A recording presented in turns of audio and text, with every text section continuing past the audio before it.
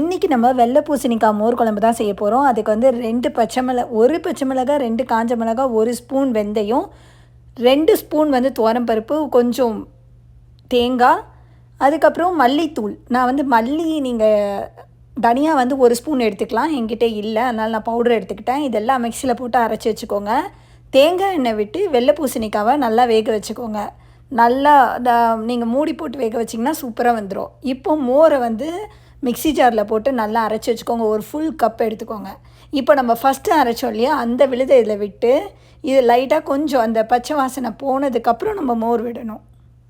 இந்த இடத்துல நீங்கள் வந்து உப்பு ஆட் பண்ணிக்கலாம். உப்பு ஆட் பண்ணும்போது கொஞ்சம் கேர்ஃபுல்லாக இருக்கணும். உப்பு அதிகமாக போட்டுறக்கூடாது. இப்போது நீங்கள் வந்து மோர் எவ்வளோ போடுறீங்களோ அதை போட்டுடணும். பார்க்குறதுக்கே எப்படி க்ரீமியாக சூப்பராக இருக்குது பாருங்கள். இந்த ஸ்டேஜ் எப்போ நீங்கள் ஆஃப் பண்ணணுன்னா பால் பொங்கி வரா மாதிரி இருக்கும். அந்த ஸ்டேஜில் ஆஃப் பண்ணிட்டு தாளித்து கொட்டணும்.